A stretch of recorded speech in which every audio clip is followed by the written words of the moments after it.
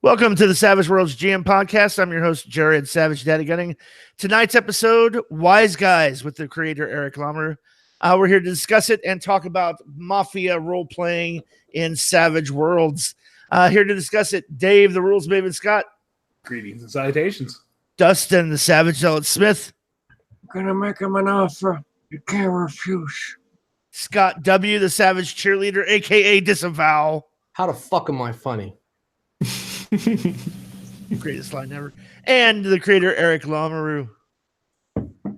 Howdy, paisanos. Also from the Wild Die podcast, for those who follow podcasts. Tonight's episode, if you want to follow us on social media, we're at SWGM Podcast on Twitter and Facebook.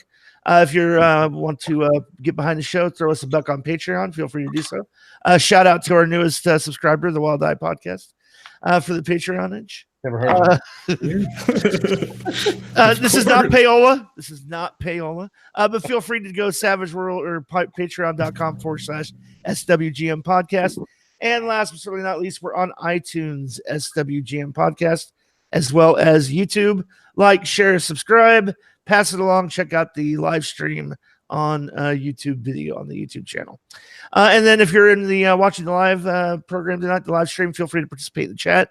Bring those questions in. We will ask them when we do bring them into the show. So let's go ahead and get the conversation started. We'll start with Eric. Tell us a little bit about what Wiseguys is. Go ahead and pimp out the Kickstarter a little bit, and we'll use that to get the conversation rolling. Sure. So, yeah, Wiseguys is a crime setting using mafia movies, especially from the 90s and also the Tarantino movies. That's a setting part of it, but also it's a toolkit to create your own organized crime stories with either as part of, the player characters being part of organized crime, or they could be fighting it. So, I figured there wasn't enough Sam Jackson and Joe Pesci in Savage Worlds and wanted to bring that in. And that's what I did. Followed that, a lot of research, and just a little sprinkle of other movies in there too, influences and playtesting. And now we're on Kickstarter, funded in less than 4 hours. We're on to the third day now and doing well, past the fifth, sixth stretch goals. Gonna have to come up with more stretch goals now. So, yeah. It's a good problem to have. Yeah, it is. We were talking earlier in the green room about this being an alternate reality setting where it's not quite 1990s modern era. It's also a little bit 1990s with a 70s vibe. Can you explain what that means a little bit, at least in your head? Yeah, well, it's because you have to go back historically, like you were saying. I mean, in the 90s, in the mid 80s, the mafia ran out of Las Vegas, and corporations bought it, and now it's basically Disney World for adults. If you've ever been there, you know what I'm talking about. Well, Jared lives there, so he knows. But I wanted a compelling and interesting and dynamic setting for it. So I started thinking, what if the mob never left Vegas? They're in more diminished role. They're not the major power anymore, but they're still there. And that would make it in the 90s. But really the most cool part of the history of mob in Vegas wasn't in the 40s, wasn't in the 50s, or even the 60s. To me, it was the 70s, because that's when they started acting up. You got Tony Spilotro and Rosenthal there that screwed it up so bad. And to me, that's like the perfect representation of what a group of player characters would do if they were put in Vegas. They would start having a big ego and going out of line and doing things they're not supposed to be doing. And I mean, I've said it before during playtest, Wiseguys starts out as a cool, if there was a TV series of Ocean's 11, but ends up as an episode of America's Dumbest Criminals. And that's basically why. I think it's a good era there in the 90s where you don't have a whole lot of technology, and you get the city is yours, really. It's yours to become the new bosses. In fact, we even have a reward level for bosses where people are going to get to create their own bosses, and by the same token create family and be part of the lore of the city too. Because if you look back, all the mafia families, they were named after one of the bosses, and some of them had a big enough ego to name the family after themselves after they took reigns. So the bosses have a lot to do with the flavor of each family. Excellent. Anybody else? Feel free to jump in. Go ahead, Dave. You've got what, one or two of those boss levels still available, so people could still back at that level even now, several days after you guys have hit your funding goal. Yeah, there's one left. No more underboss left. So, underboss is just for major personality, but not a mob boss. Because I knew people would really want to be a mob boss, and I didn't want to make too many of them available to dilute them. I mean, right, the major families for real in New York City, there are only 5 of them. I made 6 of them available because if you count the outfit in Chicago, that makes 6. It's another big family. You've got even the one in Buffalo that sits on the commission. You got Cleveland. Those are the big ones. But historically, there was never any bosses in Vegas. Their bosses were in Cleveland and Milwaukee. These cities instead. So, and then they flew the money from Vegas back to the bosses back home. But now there are people that aren't really bosses, but they just said, hey, I'm the boss now. The real bosses in Chicago and New York are behind bars. What are they going to do? Well, I'm the boss now. I was just a soldier before, but now I'm the boss. Come, get me out of there if you dare.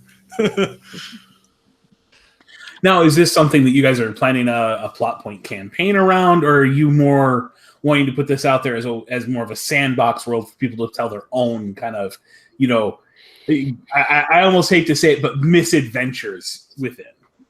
Yeah. So I thought hard about the plot point campaigns because people seem to like them.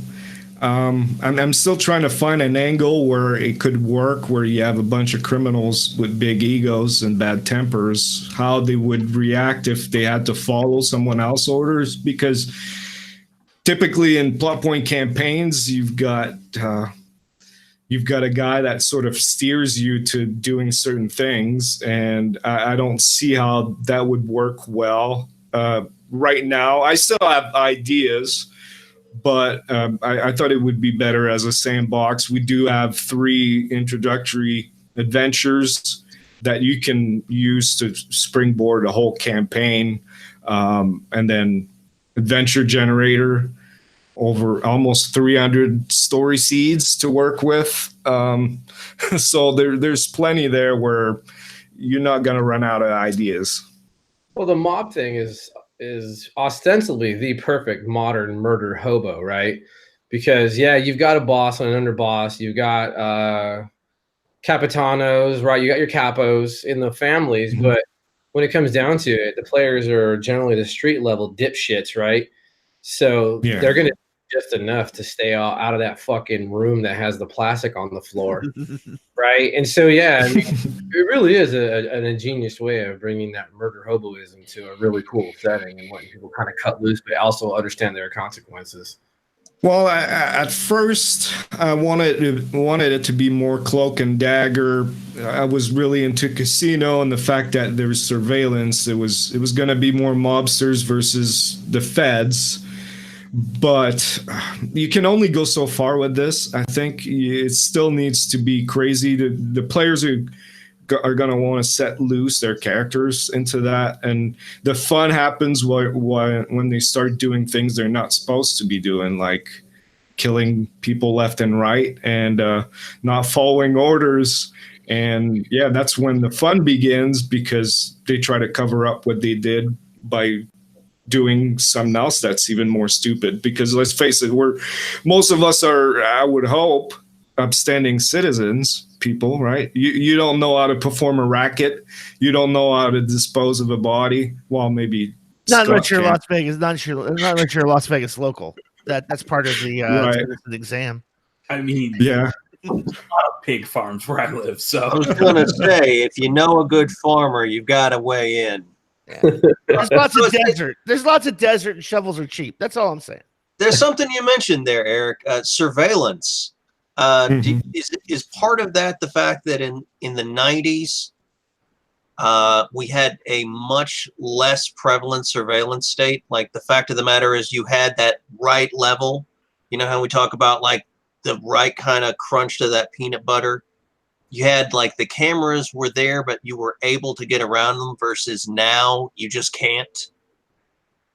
Well, there was still a turn there where it was starting to get digital. Pretty much everything in the 90s was starting, like with the telephone, you didn't need an actual tap anymore. You could do it from a computer. But no, the reason for the surveillance is basically because the feds become the bad guys, really. Well, one of the bad guys, and they're on to you, and they become kind of the secretive organization that's working against you. Usually it's the Thieves Guild in a game, right? You don't know what they're up to, but they're always watching you. But now it's the feds. It's something maybe to hang over your group's head, saying, hey, you know, be careful what you do. Someone's always watching you, and they're collecting. And here's an anecdote, all right? We're talking about surveillance. So it's the late 80s, and FBI agent Pat, can't remember his last name. He's been on Joe Messino's case for years. That's the guy that ordered 3 capos to be killed in a club of the Bonanno family, and they all know he did it, but they don't have any hard evidence against him, so they can't get anything. The guy will drive in reverse on a one-way street. He's very slick. At that point, he's a capo, but he's acting boss also, because Rusty is in jail. So those FBI agents figure out, okay, we know they're at GNS Bakery. Him and his brother-in-law have this bakery, and that's where their social club is, in the back of that bakery. So we got to get in there. We got to bug that place. So they find out that at around 2 a.m., there's a guy that goes in there to clean the place, and then he goes to the bar and he gets hammered real bad. And every time he goes to the bathroom, he leaves his wallet and his keys on the bar counter. So FBI is in there, steal the keys, make a copy of the key, look through his wallet, find the code for the alarm in the club, and put it back. Next day, they go in there, they plant the bug. Bug works. Boss is happy. They're getting stuff. 3 days later, goes silent. Nothing. Now the boss calls Pat in his office, FBI boss, director. He says, hey, I want that bug back. Do you have any idea how much that costs? So Pat looks at him like, well, what do you want me to do? You want me to go in there and get it? He says, I don't care what you're going to do. I want that thing back. So it's like, oh, man, what do I do? Now, by that point, he probably figures that the codes have been changed. The janitor got fired. Key's different. So he waits for someone to sneak to get in there in the back of the club, and he sneaks right behind the guy as the door shuts, turns around. He sees this big shadow in front of him, gets punched in the face, starts brawling and getting into a fight with a guy. And then he hears a voice say, hey, take it easy. That's Pat. I know him. Pat looks up. That's Joe Messino, who by now just looks at him, does nothing. Give the guy a beer. He says, Pat, I think I know why you're here. Hold on a second. Goes in the back. Pat's sitting there at the counter alone. Messino comes back. Is this what you wanted? He gives him the bug. Pat says, thank you. And then he just takes off and leave. So isn't that something that your players would think about doing, is sneaking into a place like that to bug the place? I mean, I heard that story. I was like, this is just perfect. What a great story, you know? That's a true story. It is. Yeah, it really happened. I think that's one of the things, though, that's a beautiful story, but it also shows that the Pat's not Pat, who was the boss, he's not really that dumb, because I feel like in a lot of games we get that mustache twirling mobster, and I don't think in mob culture you're allowed to be such a ridiculous character. It's almost like you have to keep up a facade. Like, you can't be too over the top. Like, well, when you are, your name is John Gotti, and you end up in jail. And you make all the covers of the magazines, but you're stupid. You had no business being the boss. Yeah, you're fucked. But no, in the 80s and 90s, the mass criminal organizations, they got really super smart, and they realized that when you whack a fucking Fed, and this is specifically for the cartels, right? They did it. They whacked a DEA agent, and the mob here in the States did it. And they realized that when you do that in that time period, the U.S. government will fucking descend on you. They will never let up. And it will teach you that there is literally nothing you can do against them, and they will eventually get you. Oh, yeah, they stick together. It's a brotherhood, too. I mean, these guys stick together. And you were talking about Murder Hobo earlier. If you murder Hobo and Wiseguys and you got a smart GM, this is what's going to happen to you. You can't go around and whacking cops left and right, or feds. You have, it forces you to think of other ways to handle it, whether it's bribing them, but some of them blackmail. Now you tell me I'm playing the game wrong, goddammit.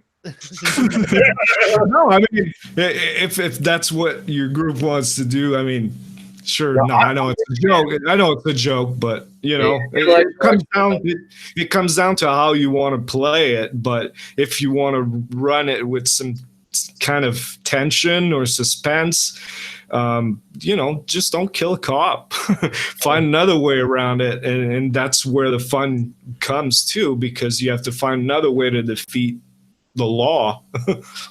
Yeah, it's like in Sin City, when in the first one, A Dame to Kill For, or no, it wasn't A Dame to Kill For, but pretty much the one guy, Benicio del Toro's character, is being like this total jerk.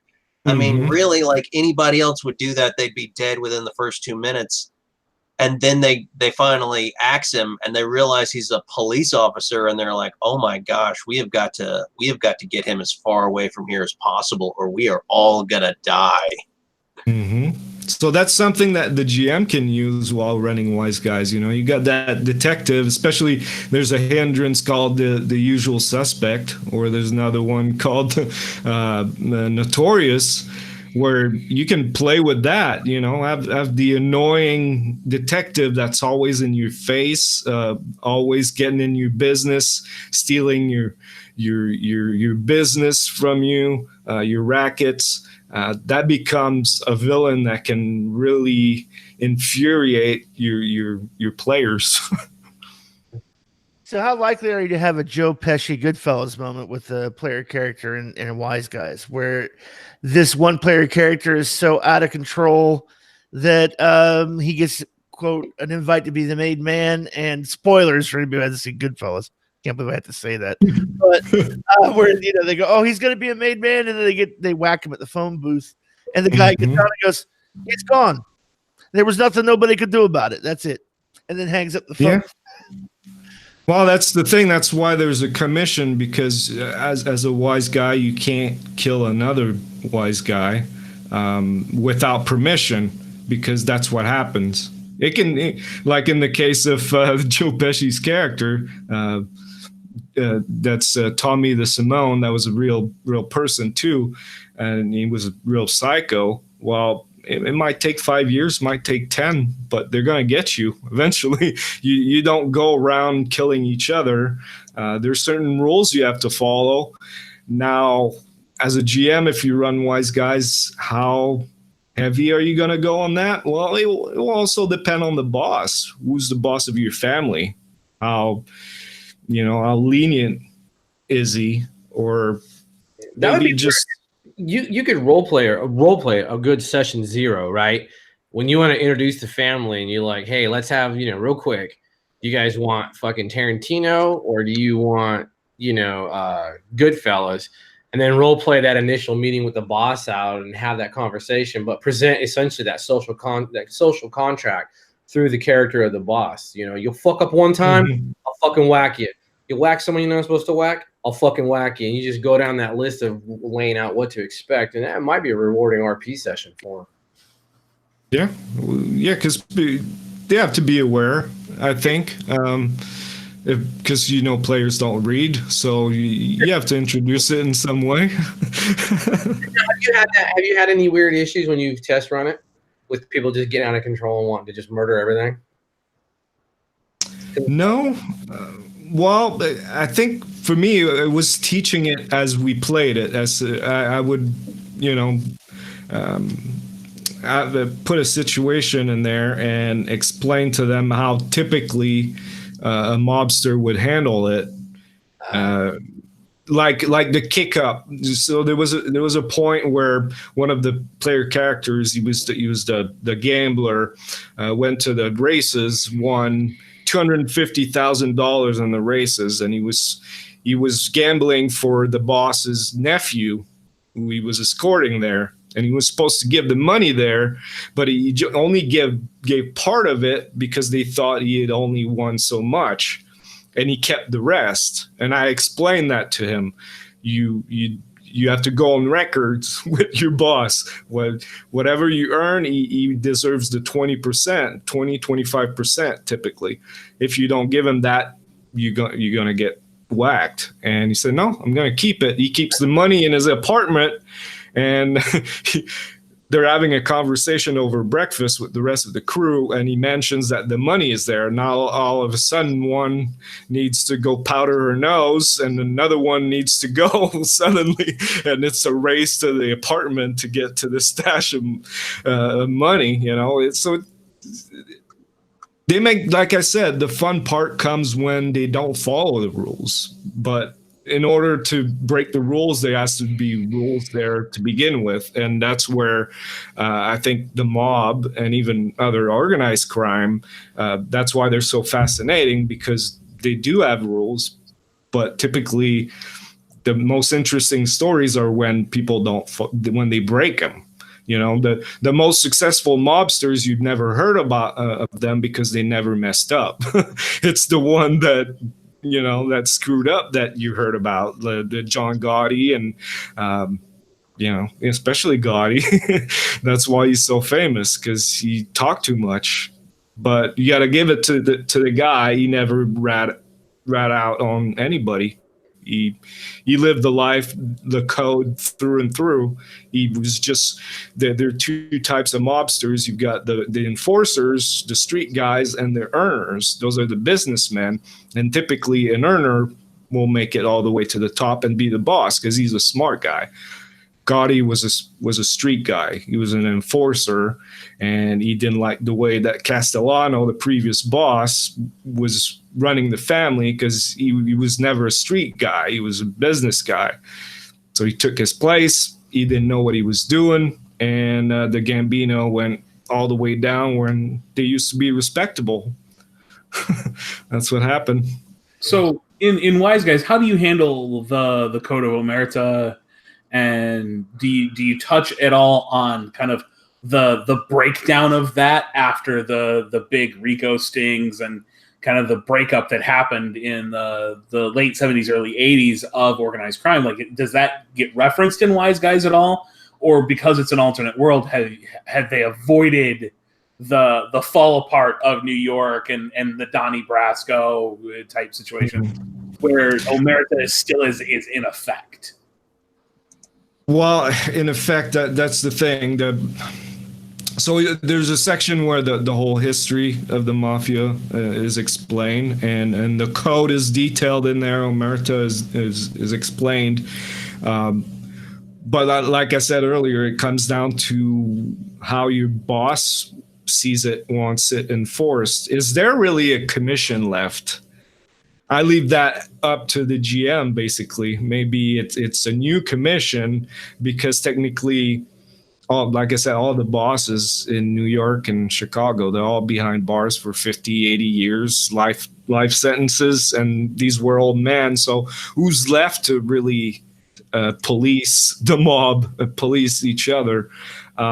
So yeah, it comes down to how you as a GM want that to be part of it, basically. There's going to be bosses that are really strict with them, and some of them that are more progressive, and maybe that causes wars between them. Because I know by the 80s, the ranks of the mafia were so decimated that they would actually make guys in the bathroom with a picture of a saint, and the guy wasn't even Italian. So the rules are there, but at some point when the ranks are so depleted, how do you replenish the ranks? And that's where the associates come in, and the fact that females have a place now in the mob as associates, where it did happen before. I mean, you look at Bugsy Siegel, Virginia Hill, his girlfriend, was probably one of the smartest mobster around, gangster around. And yeah, that was back in the 40s and 50s. So it happened before. So why not now? So now you have associates who are not sworn in, but can still do the same things as a soldier to earn money. Basically, can you make us money? Yes, you're in. You're good. We want you. So as an associate, are player characters associates? That's a possibility in the setting, right? Yeah, player characters could be a group of associates attached to a crime family. Yep. You can play all associates if you want. If you don't want to play the whole stereotypical Italian guy, you can all be associate, and in this case, you still have a captain over you. If you want to be a main guy, it's an edge for it that grants you certain benefits, such as keeping more of your money, and also it's almost as if it was more of a hindrance than an edge, but it has more deeper implications than that, where you get more help for being part of it. You're also protected, so that I designed this edge partly from the Beastmaster edge from the core, where beasts, animals don't attack you because they kind of see you as a friend. So other criminals recognize the fact that you're protected by a family, and they won't attack you unless you do them wrong first. If you attack them, then all bets are off. But so that's one of the advantages also of the good fella edge that makes you a wise guy. But yeah, you could play all associates, but it's a game for street level. So you stay street, you try to get big, and that's probably the end game that you want to play in your campaign, to take someone else's spot, because in the mafia, you climb up the ranks usually by getting rid of the one that's above you, and nothing's handed over to you like, oh, you've been good, 40 years of service, now you're capo. No, it doesn't work that way. How much money can you make us first, and then like Gotti did, got rid of Castellano, had 3 guys shoot him in front of a restaurant as he was going to eat a steak. That's how it works. And don't get caught. Well, everybody knew it, but they weren't going to do anything at that point because he knew how powerful and how much he was backed by other people. So it's a literal war of attrition, quote unquote. Yeah. Scrapped your way to the top. Well, then you look at some of the guys were also snitches. I mean, they were being protected and or paid or offset by the FBI themselves. So you got that's kind of that was the whole thing that really killed the mob. Really, it's when they came up with Rico and 70, and when Giuliani figured out that he could use it in the 80s, where okay, you talk to the guy that killed 3 people. You're part of the same organization. We're gonna hit you with 40 years. Yep. What? And not only that, we're going to take all your money, all your assets. We're going to put your family out on the street. But guess what?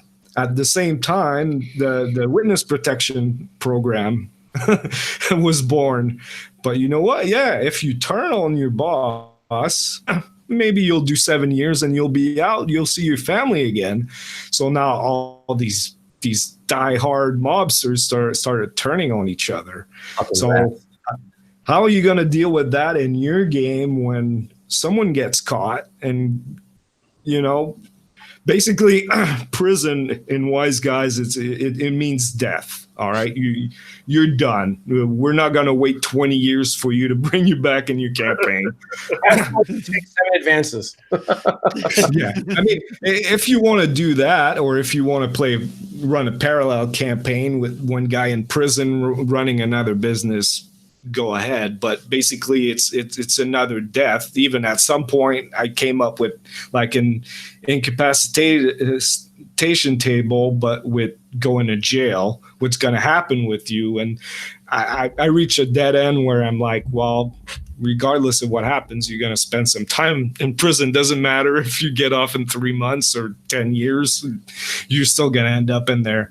But yeah, I mean, what are you going to do now? Are you going to turn on the guys that you've been playing with? Of course you will, because it's fun as hell, right? Your character is gone. You're going to pick a new one.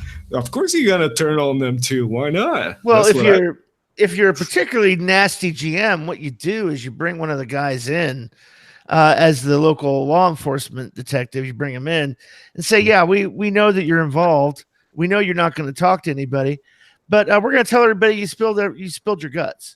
Mm-hmm. And then have the officers walk him out with a smile and handshaking and being all friendly to him right out onto the public street and just let nature take its course. He's not going to last. No, that's for sure. That's all it takes, a suspicion that you're talking to the cops. But there's a way that the mobsters figured out how to let the family know that they're not going to talk. So they get their phone call in jail, and they call one guy who's the keeper of the list. The list has all the members of the family on it. And that guy's job is to relay the message that, no, I'm not talking, because that's what the cops do. They'll come see these guys and say, hey, you decided to talk. Are you going to talk too? But that way they know that the guy's not going to talk. There's a movie I watch called Rob the Mob. If you can catch that, it's really good, because it's a story about just 2 thugs out of nowhere that decide to rob the mob, because the mobsters don't keep guns in their social clubs. And they just show up there with guns and they rob them blind. They have them lay on the floor, give them their shoes, their money. And one time they find the guy who happens to be the keeper of that list, and they steal it from his wallet until they figure out what it is. And then they try to blackmail the mob into giving them money because they have that list. I mean, I'm sure you can guess what happens to these 2 people, but yeah. Perfect plan for player characters to run.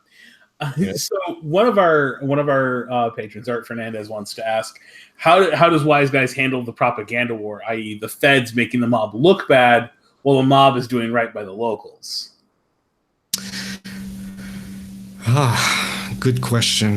That I don't think that's something that needed addressed in the game. You've got I mean it depends on how you want to play it. Of course, there's that romantic view of the mob being the protectors of their neighborhoods and all that. I think that's why we love mobster movies, but in reality, they're just really bad guys. They're really bad people. They're criminals. Now, there's something I added in the game as part of character creation, which is the redeeming quality. Take The Sopranos, Tony Sopranos that goes to visit his mom every week, and that makes him likable to the audience. Now, who's the audience? Well, you guys playing together are the audience. I don't think a purely evil psychopath, full of them group makes a good campaign.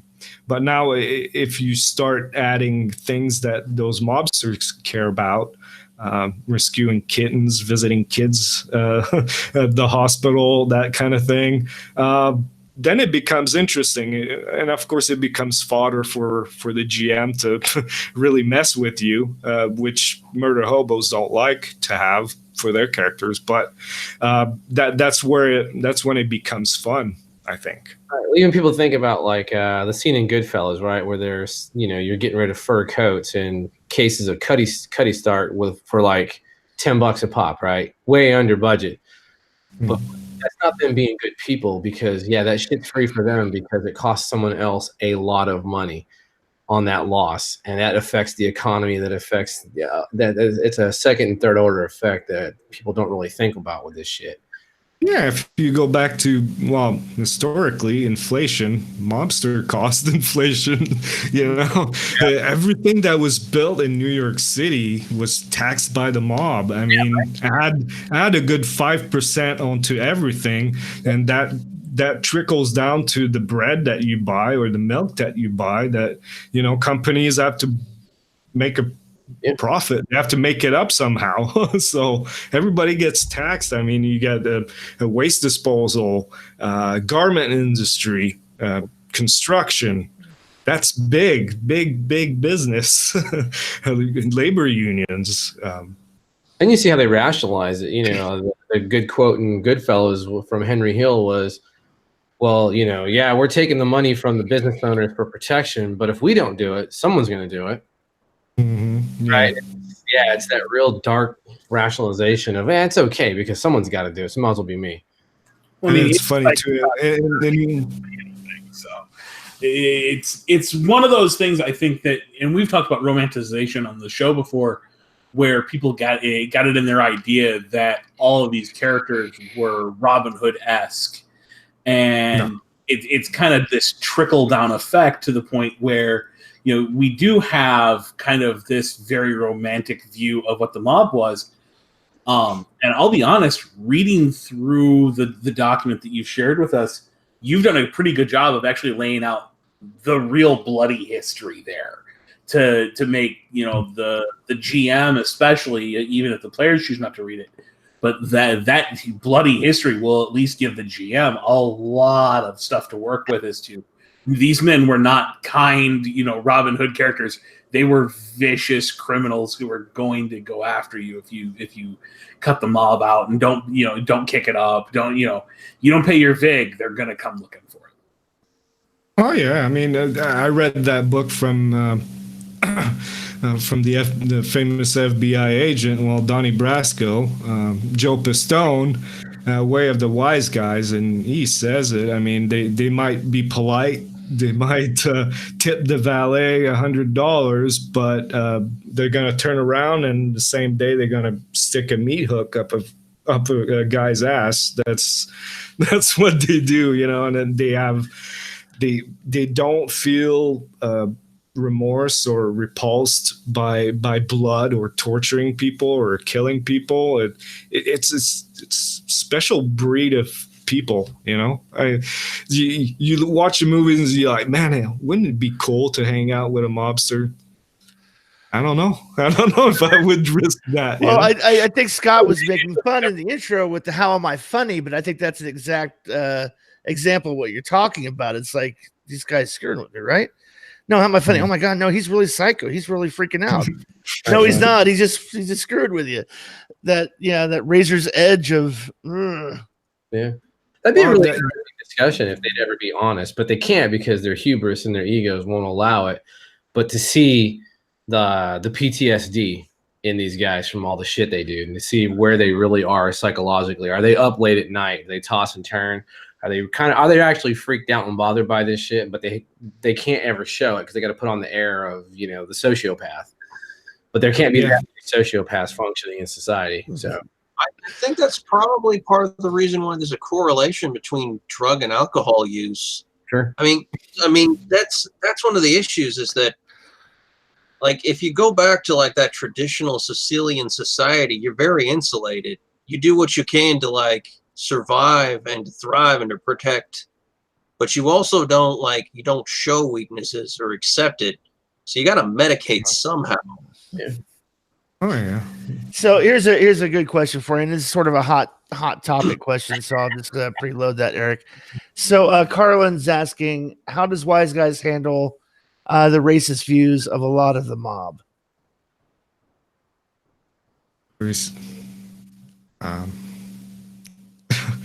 I know it's a hard question to ask, but I think it's worth asking because that is a pretty prevalent part, historically speaking, at least. I think that's more left up to the game master and the group at that point, isn't it? I mean, if anything, I make fun even of the mob in some ways, especially with their lingo part where, calling cottage cheese college cheese, or, ammonia instead of pneumonia and all that. I think every culture have racist people in it. I mean, I would look more at the 1% motorcycle club being more racist than the mobsters were, where it's white power and all that. And in that case, we just treated. We're gonna have a sidebar there that's saying, it's not something that we condone. I don't think it's necessary for the game, for the motorcycle club. In fact, one of them is Los Pistoleros. They're all Mexicans bikers, so why not? Racism. I don't think there's any bias toward anything in the book. Nothing. Yeah. Well, I mean, it's something you can't.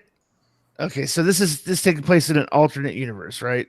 It's not the real world, quote unquote. I think what Carlin's maybe angling at is a little bit like how Deadlands handles the historic slavery issue in Deadlands. Is there like a sidebar that says, while these things existed in blah, blah, blah, they're not necessarily part of or a focus of I'm still puzzled by that because you look at the history of the mob and they had Jews working for them. It's pretty baked in, but I mean, because you've got obviously the whole you had to be Italian to be made.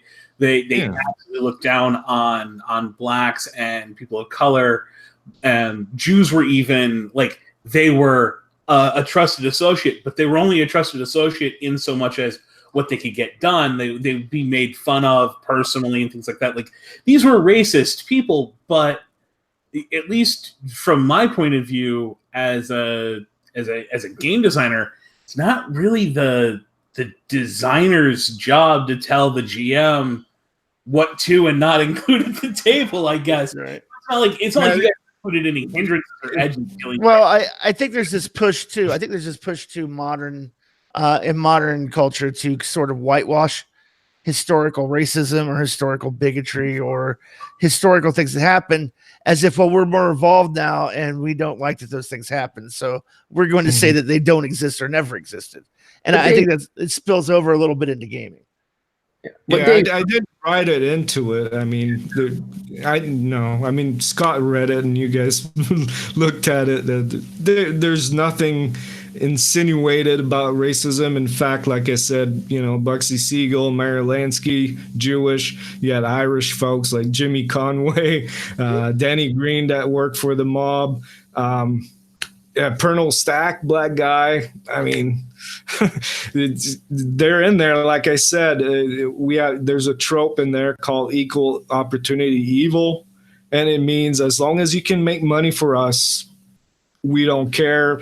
Even if you're an associate and you're gay, they don't care for the game.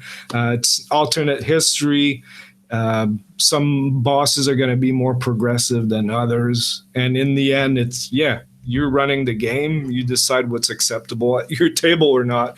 If you want to run it like that guy at Con on the Cob, that the game Gary and Harrison played, where the guy was hinting for racist comments left and right. Really? Go ahead. Yeah. Oh, yeah. You have to listen to that episode. It was terrible. Holy shit. Just call yeah. He was like Italian. But the bus driver's Mexican, right? He's a beaner. Huh? Are you gonna call him a beaner? Tell him build a wall. He was like that. It's horrible. How I don't understand. How put the table and be like, "Hey, fuckface." Well, you got an earful on our podcast. Oh yeah, on our podcast, and people know about this guy now. So keep running your game and see if people are going to show up next time. I don't know. Yeah, exactly right. And maybe he'll be there this year. He's going to be there. He's a local, so maybe he can join his game. Yeah, I mean, I'm going to wear a full fucking bed sheet. Please don't say you're going to show up in blackface, Scott. I don't think that's appropriate. Show up as Dave Chappelle, Black Klansman. This is a genius sketch. That is a genius comedy. At any rate, so we're coming up on the hour. We're going to go ahead and wrap it up a little bit. Another question from Art. Yeah. And another question from fucking Carlin. So yeah, Carlin snuck one in there right at the end. I'll I'll grab the one from Art. You grab the one from Carlin. Art's asking, Wiseguys, is it magic free or is it in there? And I know the answer, but I'll toss it to the guy who actually wrote it. Yeah, no arcane backgrounds. I couldn't justify it. I do have ideas for adventures, kind of crossover adventures that involve mobsters and the Evil Dead. Maybe that might be interesting. But otherwise, the way powers are still used in there, but in a more subdued manner. So you can have contacts in this game, and they have perks. If you can get their reaction, if you look at persuasion in the Suede rules, you have a whole chart on, hostile, friendly, helpful, and all that. If you get it all the way to helpful, that contact, he provides a perk for you. And some of these perks sort of emulate how powers work. So one of them could be the sweeper guy that's going to show up at your social club, and he's going to use basically detect surveillance on your place, and he's gonna find the bugs if they're in there. So this kind of takes the place of maybe magic items a little bit in other games, where you do get a little bit of a boost there from the powers, but no arcane backgrounds. Yeah, it sounds like cyberware and emulating fucking powers with cyberware. Genius. Genius. Side. Just put that out there. No. What was the other question? A goof question. Oh, the prison pasta is a dramatic task. It's like garlic bread or razor thin. Yeah. So all right. So on that note, we'll go ahead and end it. Go ahead and check out the Kickstarter. We will make sure we put a link to that in the show notes when the podcast does go live.